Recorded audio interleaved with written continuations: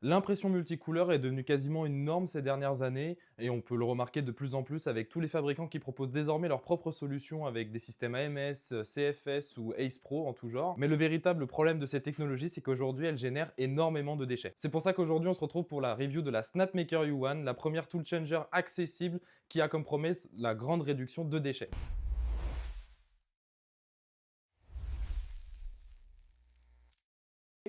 En effet, comme je le mentionnais dans l'introduction, le problème majeur de ces systèmes multicouleurs, c'est la production de déchets en grande quantité. Si vous réalisez des grands modèles avec beaucoup de couleurs, la production de déchets peut vite être énorme et vous retrouvez avec beaucoup de pertes déjà de matière, ce qui produit des déchets, et surtout beaucoup de pertes d'argent. La Snapmaker U1 change complètement le jeu puisqu'en fait, elle va venir tout simplement changer de tête d'impression durant l'impression, ce qui va permettre vraiment l'économie de matière et l'économie de temps aussi, puisque comme on le sait, à chaque fois qu'une machine qui imprime du multimatériau doit purger, la Snapmaker a juste besoin de réamorcer le filament dans la tête d'impression et c'est tout pour le coup. Donc ce qui fait que vous gagnez énormément de temps sur vos impressions. Dans cette vidéo, on va faire un petit peu le tour de la machine, ce qu'elle embarque comme technologie et comme capacité. Les différents tests également qu'on a pu réaliser durant l'utilisation de la machine avec notre avis sur les résultats qu'on a obtenus. Et en conclusion, notre avis général sur la machine, les tests qu'on a pu réaliser, notre avis un petit peu sur est-ce qu'on est content des capacités qu'elle nous a sorties, un petit peu des projets qu'on a pu réaliser. La Snapmaker U1 est la toute dernière sortie du coup de la marque Snapmaker qui proposait déjà des machines telles que les Artisans. Et cette proposition-là, c'est la première fois que Snapmaker la réalise, c'est-à-dire un tool changer ultra accessible pour le grand public. Tout d'abord, parlons un petit peu du montage de la machine. Alors pour le coup, celui-ci a été plutôt assez long.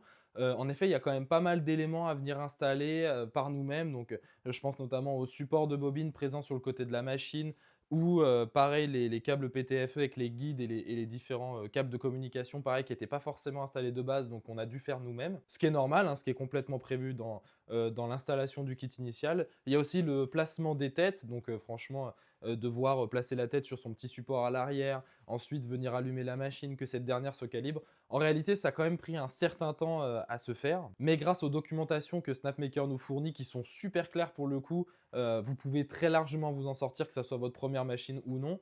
Et je dirais simplement que le montage en lui-même peut prendre vraiment du temps, puisqu'on n'est quand même pas sur une machine avec une seule tête comme ce qu'on peut avoir l'habitude, mais que ça reste quand même très simple à réaliser. Cette machine-là, comme beaucoup de machines aujourd'hui, c'est un Core XY avec du coup des tiges en graphite et des tiges métalliques pour l'axe Y, ce qui permet quand même une grande précision et surtout une grande capacité en termes de vitesse, puisque pour la réalisation de grands projets, c'est ce qu'on va rechercher quand même. C'est une machine qui est annoncée avec une vitesse de 500 mm/s et une accélération à 20 000 mm/s, ce qui est une vitesse assez élevée pour ce genre de machine, puisque en effet, il y a quand même 4 têtes qui doivent pouvoir être calibrées parfaitement et alignées les unes par rapport aux autres pour éviter justement les décalages de couches. Et le fait qu'elle aille aussi vite, franchement, c'est assez impressionnant. Cependant, durant l'utilisation de la machine qu'on a pu avoir, on a quand même remarqué que la vitesse de croisière ou la vitesse parfaite pour obtenir les résultats les plus propres, c'était plus aux alentours de 200 mm/s. L'accélération reste la même, mais pour le coup, effectivement, avoir une vitesse un petit peu plus faible, ça a quand même été garant de qualité en plus sur nos impressions. La machine possède un volume d'impression de 270, 270, 270, qui permet quand même la réalisation de grands projets, surtout lorsque vous voulez faire du multimatériau, puisque effectivement, ça c'est un gros point fort de la SnapMaker, ce qu'on peut clairement faire de l'impression multimatériau. La machine est de base fournie sans caisson, le caisson étant une option, mais déjà vous pouvez quand même réaliser beaucoup d'impressions, que ce soit avec du PLA, du PETG, du TPU. Il y a quand même les matériaux de base qui sont ultra facilement imprimables avec la machine et surtout en même temps. La Snapmaker embarque aussi des autocalibrations comme beaucoup de machines aujourd'hui, mais pour le coup elle embarque l'input shaping, ce qui est une calibration quasiment standard sur toutes les machines, c'est-à-dire la compensation de vibration durant l'impression, qui va éviter les effets de petites vagues ou les effets de décalage de couches à haute vitesse notamment sur vos impressions. La machine aussi embarque tout un système d'IA, de détection par IA avec la caméra durant l'impression, dont vous pouvez avoir la main dessus, c'est-à-dire que vous pouvez complètement régler la sensibilité de détection de l'IA. Vous pourrez le constater par vous-même à l'écran lors de l'impression de la chaussure avec du coup du PLA et du TPU. La tour d'amorce s'est détachée. Nous, on a quand même poursuivi l'impression, mais l'IA nous a fait savoir plusieurs fois qu'il y avait des spaghettis qui s'étaient formés durant notre impression et du coup arrêter l'impression. Il a été possible de désactiver l'option IA histoire de terminer l'impression puisqu'on ne voulait pas forcément en relancer une nouvelle, mais pour le coup, je dois quand même confirmer que ça marche ultra bien. Et pour ce qui est même des détections dans les soucis d'amorce du filament dans les têtes d'impression, donc si par exemple votre filament est coincé à l'intérieur, ou si votre filament n'avance plus dans le système de guidage, pareil, la machine est en mesure de vous le faire savoir et franchement, ça c'est super rassurant puisque bah, sur des machines tool changing, quand on n'a pas l'habitude, ça peut être très compliqué et pour le coup, c'est assez rassurant de savoir que l'IA peut nous indiquer que ça marche ou non. Ce qui a été super agréable dans l'utilisation de cette machine, c'est qu'on retrouve quand même une interface claire, même si ça devient de plus en plus vrai pour la majorité des constructeurs. L'interface est en anglais, mais permet quand même l'utilisation assez claire, puisque les logos, les menus sont quand même assez bien définis et catégorisés. Pour ce qui est du côté slicer, c'est le slicer de SnapMaker, hein, pour le coup, qui est un fork d'Orca Slicer.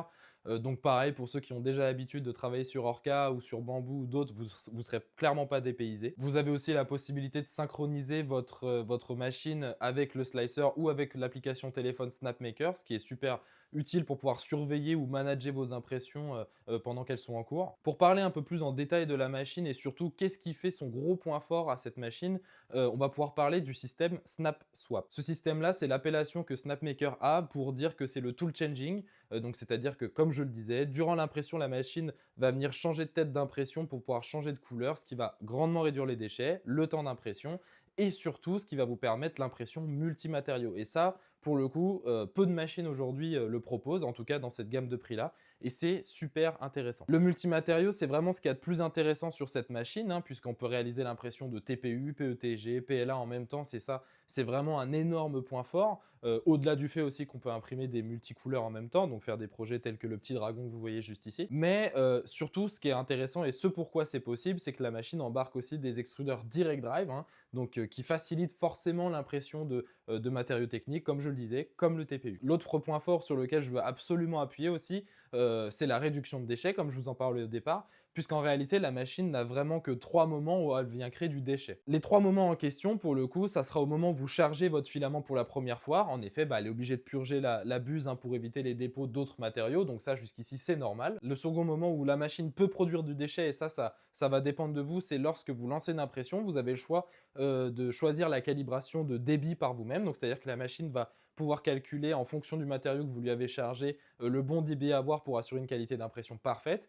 Et pour ça, elle est quand même obligée d'extruder un peu de matière et du coup, bah, ça va forcément produire du déchet. Et le troisième moment, c'est durant l'impression, si on retire l'aspect support, hein, quand on imprime des supports, ça reste du déchet au final, mais si on retire cet aspect-là, la machine, en fait, le seul autre déchet qu'elle va produire, ça va être les tours d'amorce. Et ça, pour le coup, les tours d'amorce, on va dire que c'est même ce qui va prendre le plus de matière, du coup, dans vos impressions multimatériaux multicouleurs, puisqu'en fait, votre machine, à chaque changement de tête d'impression, elle va être obligée d'amorcer le plastique dans cette tête pour éviter la sous-extrusion au début de la reprise d'impression. Ces 3 momentum-là, c'est vraiment les seuls moments où la machine produit du déchet, mais c'est quand même rien comparé à d'autres machines qui, par exemple, sont équipées de systèmes multicouleurs, donc CFS, AMS, etc., qui, elles, n'ont absolument pas le choix de purger entre chaque changement de couleur puisqu'il n'y a qu'une buse. Et donc, vous pouvez facilement vous retrouver avec des tonnes de déchets sous les bras, là où en fait, ça va vraiment être très limité, voire très très limité sur cette machine. Je le précise quand même, mais il est quand même possible de venir pallier à ça dans notre slicer via des réglages slicer en ce qui concerne la tour d'amorce, puisqu'en général, celle-ci, vous pouvez la modifier, vous pouvez lui faire changer de type, de forme, etc., voire de taille. Je parle en profondeur et en largeur. Et du coup, ça va vous permettre d'utiliser moins de matière lors du déchet. Par contre, vous vous soumettez pardon, à un potentiel problème de manque de purge ou de manque d'amorce qui peut créer de la sous-extrusion. Mais en passant un petit peu de temps à régler, pour le coup, vous pouvez obtenir des résultats super propres aussi et très peu de déchets. Pareil, le dernier gros point fort sur lequel je souhaitais revenir, c'était la réduction du temps d'impression. En effet, de par la technologie que la machine embarque, à savoir le snap swap, ça vous permet vraiment d'avoir des temps de réduction, des temps d'impression qui sont 5 fois ou 2 fois moins grands, voire plus hein, des fois, sur les gros projets notamment. Et donc ça évite tous les moments où la machine elle est obligée de purger, remonter en température, repartir à l'endroit où ça imprime, etc. Non, la machine simplement elle vient poser la tête, reprendre l'autre tête, amorcer un petit peu de plastique sur la tour d'amorce et boum, elle est repartie sur l'impression de votre projet. Ça fait vraiment partie des énormes points techniques forts de cette machine et donc ça, pour le coup, c'est pas quelque chose qu'on peut ignorer sur la machine, surtout sur l'impression de grands modèles. Pour détailler assez rapidement comment fonctionne le snap swap, hein, concrètement, les 4 têtes elles sont préchauffées durant l'impression, donc elles sont prêtes à l'emploi à tout moment et la machine en fait n'a plus qu'à venir sélectionner, choisir la tête d'impression en fonction de ce que vous aurez mis comme couleur ou matériau dans votre slicer. La séquence en elle-même de changement de tête, elle dure 5 secondes, hein, sans compter l'amorce que la machine va faire ensuite sur la tour d'amorce, mais franchement, ça reste ultra rapide et donc super efficace pour les impressions multicouleurs. À titre de comparaison, un changement de matière ou de couleur sur une machine qui a une seule tête d'impression, c'est environ 90 secondes. Puisque ça prend en considération le retour de la machine sur la base de purge, la rétractation, l'insertion du nouveau matériau, la purge de ce nouveau matériau, l'amorce et ensuite la reprise d'impression. Donc ouais, on est aux alentours de 90 secondes. Si on parle un petit peu précision et comment la machine elle fait pour être aussi précise dans les impressions, en fait on est clairement sur une machine qui embarque des technologies de métrologie quasiment hein, pour le coup, pour être sûr de subir aucun décalage de tête durant l'impression. Comme vous pouvez le voir à l'écran, sur les têtes d'impression, on a 3 petites billes qui vont permettre le centrage de chaque tête par rapport à la tête qui va venir le chercher durant l'impression. Et ça, c'est une solution d'ingénierie assez classique hein, qui permet vraiment une précision et un centrage super précis des éléments de la machine. Ça couplé aux électroaimants qui viennent maintenir la tête durant l'impression. En fait, vous n'avez pas d'éléments tels que des vis ou quoi que ce soit qui viennent se fixer dans la machine. Donc, ça permet vraiment d'obtenir une grande précision puisque on est aux alentours de 0,04 mm de précision entre chaque tête, ce qui est vraiment très précis et très infime en fait pour ce type de techno-là. Pourquoi la machine embarque ces systèmes? Parce qu'effectivement le décalage de couches et surtout sur de l'impression multimatériaux ou multicouleurs, voire même de l'impression tout court, j'ai envie de vous dire, c'est pas ce qu'on veut du décalage de couches, c'est vraiment ce qui va rendre notre projet visuellement pas propre et justement c'est pas le cas avec cette machine, hein. Lorsque vous lancez une impression, vous pouvez être certain que vous obtiendrez un résultat super propre à la fin. Pour parler aussi des petites fonctions en plus que la machine embarque, elle a également la détection RFID, hein. Donc ça commence à être assez commun et standard sur toutes les machines, mais c'est quand même toujours intéressant de pouvoir juste clipser sa bobine et d'avoir déjà le bon profil chargé dans la machine. Je le mentionne aussi ici, mais vous avez une caméra qui est présente à l'intérieur du caisson hein, qui vous permet de surveiller l'impression pendant que c'est en train de se faire depuis votre slicer ou votre téléphone. Ça couplé aux IA, je dois dire que ça quand même, ça permet d'être serein dans l'utilisation de la machine et surtout sur ce genre de techno qui sont normalement pas accessibles au grand public, hein, je dois le dire. Ça reste quand même des technologies assez niches entre guillemets. Et donc ça, de coupler la caméra, l'IA et toutes les petites fonctions de détection, plus les autocalibrations que la machine a, ça permet quand même l'utilisation assez sereine de la machine et ça, c'est un énorme point fort. Pareil, en point mentionnable, hein, qui peut en intéresser certains, notamment les plus bidouilleurs d'entre vous, la machine est basée sur Clipper, hein, donc pour le coup, c'est une architecture ultra commune et ultra connue de tous, hein, pour le coup, en tout cas pour les communautés un petit peu de makers avancés, entre guillemets. Donc la possibilité de venir carrément modifier la machine si vous le souhaitez. Alors pour le coup, c'est à vos risques et périls, mais j'aime bien l'idée que Snapmaker laisse aussi la main mise sur un matériel de ce type-là, avec ses intégrations Clipper et avec le souhait de rendre ça open source. Dans les petits exemples de modifications qu'on a déjà pu nous observer sur Internet, il y a la création de macros personnalisés lors du tool changing ou des petites optimisations qui ont été trouvées. Pareil, ça je vous en parle, je vous le mentionne, mais pour le coup, c'est un peu à vos risques et périls parce qu'encore une fois, modifier votre machine, ça peut aussi faire pire que mieux pour le coup. Pour parler un petit peu aussi des matériaux, comme je le mentionnais déjà un petit peu au début de vidéo, mais la machine permet sans le caisson déjà d'imprimer quelques matières, hein, notamment les standards, donc le PLA, le PETG, le TPU qui commence déjà à se rapprocher d'une matière un peu plus technique.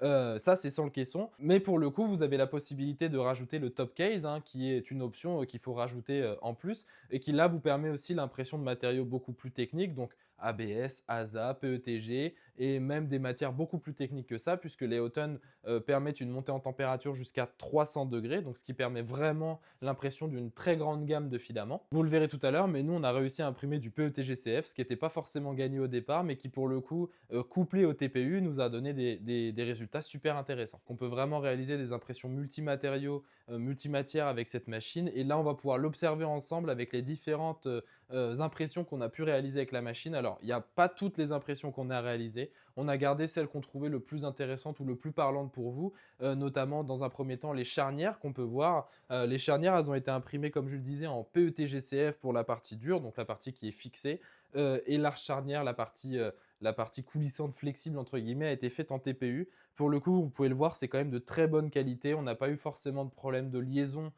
entre, les différentes matières, pardon. Et donc ça, pour le coup, c'est assez impressionnant. Encore une fois, avec une machine de cette gamme-là, de cette gamme de prix-là, de pouvoir réaliser ce genre de projet. Il y a aussi l'impression d'une petite spatule. Alors là, pour le coup, c'est un peu overkill, hein. Le manche en, PETGCF, bon, c'était peut-être pas nécessaire, mais ça nous faisait grand rire, avec, le bout de la spatule en flexible, hein. Pareil, pour le coup, une qualité d'impression super propre. On peut quand même remarquer qu'on a eu un petit peu de warping parce qu'on a essayé de l'imprimer sans caisson, mais bon, bah, du coup, ça c'est quand même passé. On a quand même, on le verra en dessous de la spatule, une superbe, pareil, liaison des matières.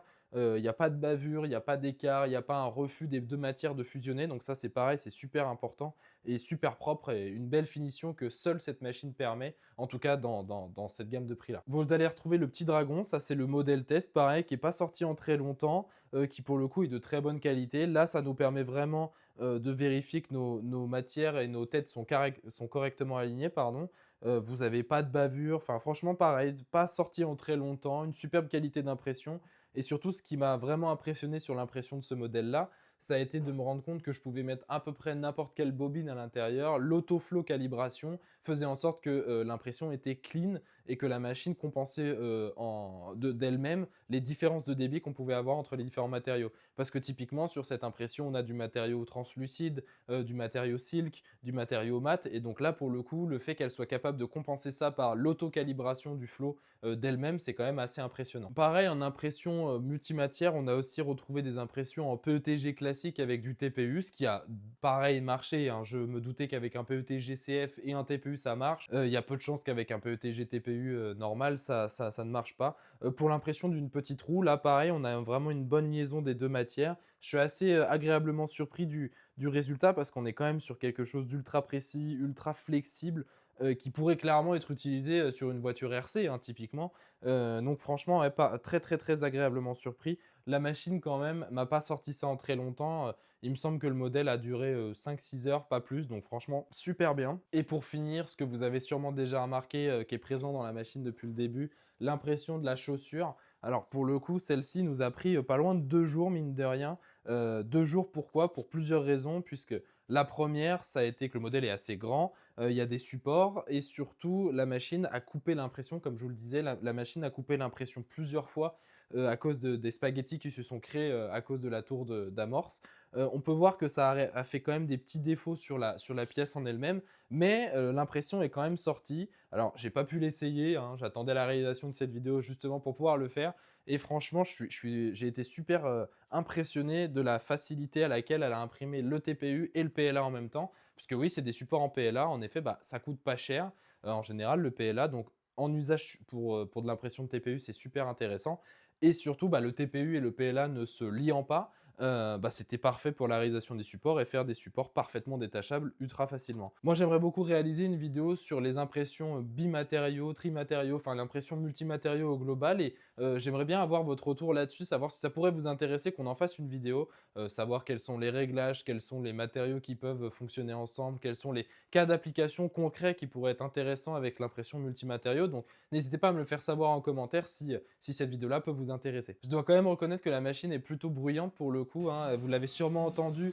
dans la dernière vidéo où je présente les meilleures imprimantes de 2026. D'ailleurs, n'hésitez pas à aller la voir si ce n'est pas déjà fait. La machine est quand même super bruyante de par les ventilations, de par les mouvements d'axe, les changements, les clips des différentes têtes durant l'impression. Donc je ne dirais pas non plus que c'est une machine qui est pas bruyante du tout, hein, c'est même l'inverse. Donc l'utilisation en nocturne typiquement ou l'utilisation proche de vous, si vous travaillez depuis chez vous ou si la machine est utilisée dans un bureau, je vous la recommanderais pas quand même. On arrive déjà à la fin de cette vidéo et en conclusion de tout ça, j'aimerais vous faire un petit retour, honnête de la machine, notamment des différents tests qu'on a pu faire ici avec l'équipe. Alors pour le coup, nous la machine, on l'a trouvée super, intéressante en termes de technologie et encore une fois à ce prix-là d'avoir ce genre de techno, c'était assez impressionnant. Dans l'usage, comme je l'ai dit, c'était vraiment très simple, c'était vraiment super facile. Je m'attendais pas à ça d'une machine, tool changing honnêtement, donc c'était super intéressant de pouvoir, mettre la main sur cette machine-là, de pouvoir voir un petit peu les limites et les capacités de cette machine et honnêtement, j'ai été, agréablement surpris de la facilité d'emploi, de cette machine. Je me suis mis vraiment à la place de quelqu'un qui réalise déjà de l'impression multimatériaux depuis longtemps et je me suis dit que franchement cette machine-là, c'était un peu le summum de ce qu'on pouvait avoir en termes d'imprimante multicouleur, hein, pour, les raisons qu'on connaît, donc la réduction de déchets, la réduction de temps d'impression, la capacité, la possibilité de faire du multimatériau. Franchement, je me suis dit que c'était une super machine pour ça et c'est le cas, je trouve, hein. On a été, très surpris de tous les tests d'impression qu'on a pu faire et de tous les résultats qu'on a pu avoir et j'avoue que pour rien que pour ça, moi déjà cette machine me plaît énormément. Alors pour le coup, le zéro déchet, ça reste un argument je trouve pour cette machine, mais encore une fois, ça va dépendre, du modèle que vous réalisez, de la taille de ce dernier, et des fois, bah, le zéro déchet, ça peut être vraiment une énorme tour, d'amorce qui peut vous rester sur les bras, quoi. Donc effectivement, on a quand même plus de purges, plus autant de purges que ce qu'on a sur des modèles beaucoup plus classiques, d'impression multicouleur.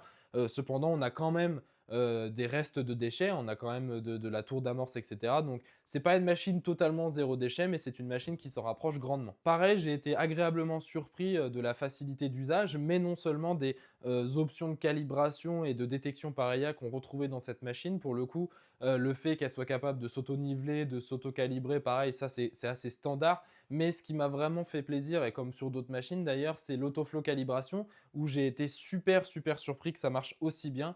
Pour avoir testé d'autres modèles, c'était pas forcément ce qui avait de plus abouti. Et là, pour le coup, je trouve que Snapmaker a fait vraiment un très bon travail là-dessus. Pareil pour la précision d'impression et l'alignement des têtes qui se fait à chaque début d'impression. Arriver à 0,04 mm de décalage au minimum, franchement, je trouve ça impressionnant sur ce genre de technologie. Et ça m'a permis même d'être rassuré durant l'utilisation de cette machine, notamment sur des gros prints ou sur des longs projets tels que la chaussure, ça a pu être le cas, ou d'autres d'ailleurs, et franchement c'était super impressionnant à voir. Et un petit point en plus, le fait que ça soit sur Clipper comme beaucoup de machines certes, mais qui, prétendent à, sortir des versions open source, donc modifiables de la machine. Moi qui aime, un peu bidouiller les machines, qui suis un maker avant tout, je trouve ça très intéressant et surtout, hâte de voir les petites optimisations que, des gens pourraient sortir, ou vous-même d'ailleurs, vous pourrez sortir, pour améliorer la machine. Pour passer aux points qui nous ont peut-être un petit peu, dérangés, voire des points qui peuvent être un petit peu dérangeants pour vous. Tout d'abord le bruit, hein, comme je le mentionnais, c'est pas une machine du tout silencieuse, hein, de par la ventilation en elle-même. Il y a aussi les bruits de déplacement de la tête et de changement de tool pendant l'impression qui peuvent être un petit peu dérangeants, surtout si la machine est à proximité de vous. Je dirais que c'est un mauvais point sans l'aide parce que c'est pas une machine qui nous est vendue, comme étant une machine silencieuse pour le coup. C'est une machine qui nous, permet de faire du multicouleur, multimatériaux, facilement, donc voilà. Pour le coup, ça peut être dérangeant, mais c'est un point que je relève en tout cas, dans l'utilisation de cette machine. Un point que je dois quand même mentionner aussi, c'est la répétabilité des actions par cette machine, c'est-à-dire qu'elle est capable d'imprimer à la même récurrence, à la même, vitesse et cetera, sans forcément, perdre en qualité, voire en ne perdant pas en qualité pour le coup. Les seuls 2-3 petits trucs que j'ai rencontrés avec cette machine, ça a été, un tool, qui avait été mal, clipsé pour le coup, donc la machine n'a pas réussi à le mettre, ce qui m'a généré une erreur, durant notre impression. Pour le coup, je pense que c'est dû à un mauvais, soit placement manuel que j'avais fait de la tête, soit la machine qui l'avait mal reposée.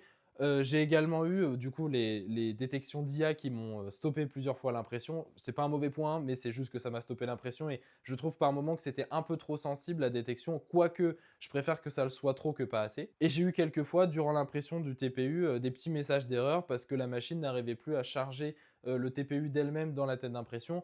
Mais pareil, en fait, je trouve que c'est même un non-sujet dans le sens où c'est du TPU. On sait que ça peut être un petit peu plus complexe à imprimer et c'est des problèmes que j'ai pas eu du tout eu, sur les autres matières, voire, sur de l'impression de PETGCF qui sont des matières quand même très techniques. Donc franchement, de ce point de vue-là, je suis très content de la machine. Elle m'a quand même mentionné à chaque fois qu'elle avait des soucis et encore, j'estime que c'est pas forcément des soucis qui sont graves, c'est de l'usage de la machine. Donc en termes de répétabilité, je suis assez impressionné vraiment qu'elle soit capable de, multiplier les cycles de changement et garder la même qualité d'impression à chaque fois. Je le place ici quand même dans l'aspect répétabilité, mais ça va quand même, nécessiter aussi de l'entretien. Va falloir vraiment faire attention au graissage, à la tension des courroies et cetera. Ça, faut vraiment y prêter attention puisque ça va être partie intégrante des résultats et de la qualité, des résultats que vous allez obtenir. Donc ça, pareil, petit point important, faites bien la maintenance sur ce genre de machine, encore plus que sur vos machines, «classiques» entre guillemets. Donc pour finir, vraiment au global, très satisfait de cette machine. Elle propose vraiment de belles choses,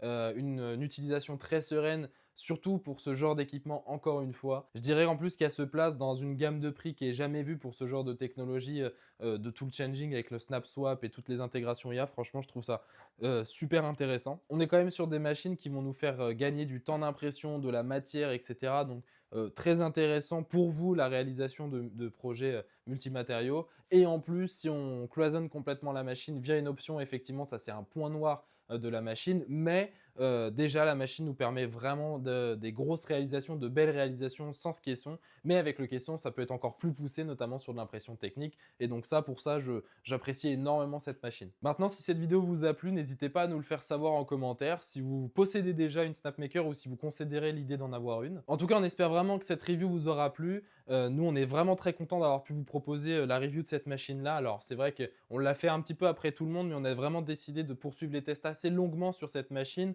Et franchement, on n'est pas déçus d'avoir fait traîner ça. Encore une fois, on vous attend, nous, dans les commentaires sur vos retours, sur est-ce que vous en possédez déjà une, est-ce que vous considérez l'idée d'en avoir une. Tout ça, vous pouvez nous le notifier en commentaire. Ça nous intéresse vraiment, même de savoir un petit peu les projets que vous avez déjà pu réaliser avec la machine si vous en avez une. N'hésitez pas à aimer, partager cette vidéo. Nous, on va en sortir de plus en plus de contenu comme ça. Et on se retrouve très prochainement pour une prochaine vidéo. Salut!